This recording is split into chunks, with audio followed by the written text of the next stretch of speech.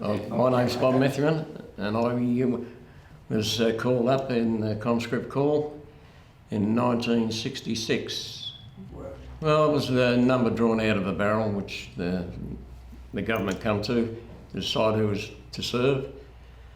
And my number came up, and off I went. As far as I know, all the guys were pretty happy to go. There were a lot of people that didn't go, that got called up that didn't want to have anything to do with it.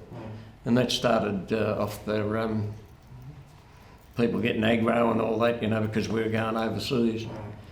So I went off to Pucker with these guys, and we all went in, and once we got there, had our haircuts and given these long green underwear and singlets and boots, and well, you always got somebody that wanted to be a smart ass. So if you're a smart ass back when you first got there, you got sort of a duty or something like that, get a whack across the ears. Well, I spoken to my father, and before I went into the army, he said he can get me out because he knew some politicians, and I said no, I don't want to do it. But after I'd been there for a couple of months, I rang him up and I said, look, for Christ's sake, get me out of here. Because I didn't have any time to do anything. Everything was orders, you did it this way, and that's how it was. You get up early in the morning, you wouldn't, you get to bed and then someone will come in and bang something, or come blow a whistle or something, you have to get up and get out. Put your trackies on, you go out there and line up. My name's Peter Burquest.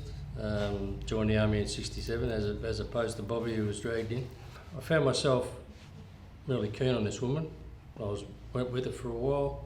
Her parents wouldn't let me into the joint. They didn't like me being there at any time. If I was standing there, because they knew I was a bit of a bum, not doing much of my life, and it was obvious that I was a bit of an idiot. So people kept telling me to do something in life. Mate, you've worked in every bloody factory around the joint. So I don't know. Somebody said to me one day, "Why don't you join the army?" And I thought, well, mate, that's probably a good idea. If I fancy this girl and I want to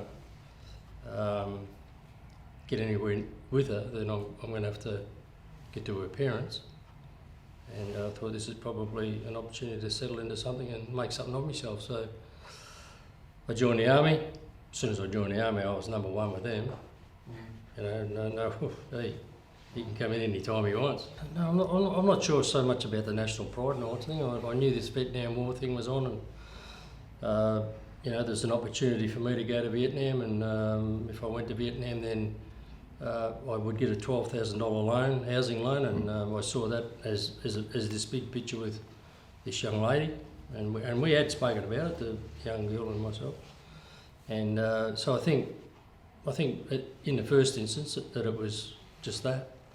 I think once you start doing a bit of time in the army and you develop the relationships with the blokes that you're working with, and we're all there to do the same job, then you sort of get a bit of patriotism, if you like. I think one period there I was really concerned about whether I would be able to carry out all those things that I was trained to do, in the army, because I knew I'm infantry, so I'm going to be the one out there in the jungles, and I'm going to be chasing them around or whatever we're going to be doing. I didn't know much about it, but I think that was a bit of a worry, and I remember writing home to my mum saying, I said, I'm really hoping that I can do what I'm trained to do. And she wrote back, I never got the letter till I arrived in Vietnam, but she said, you'll find you'll do what you have to do. And I think it's pretty much right. We went out just outside the wire, which is the safety of the Nui Dat base camp, where everybody is, and I think we went out for about probably a kilometre or two just to camp overnight, and this was sort of to break us into what it's all about, and you're keeping your eye out for what you're supposed to be doing, looking through the cover and all that sort of thing. And we were very jumpy. Everybody was jumpy. If anything sort of moved, they were shitting themselves, so to speak. I remember we camped up that night, and we formed our harbour in a group, and a lot of rustling going on outside. We thought we were being attacked by bloody a million Vietnamese or something. And someone got trigger happy and set set fire, and away they went, and everybody's bloody firing their rifles, and all hell broke loose. And woke up next morning, there's half a dozen dead pigs. So when I arrived back home here, I went back to the work after having a bit of leave, and I never held down, never kept in a job for 16. I had 16 jobs the first year I come home. Well, I still go through times here, and it's very hard. I had tried to commit suicide 4 times after I came out, after I got married. Yeah, and the government didn't want anything to do with it. But when I got off the plane, all I wanted was a meat pie. Yeah.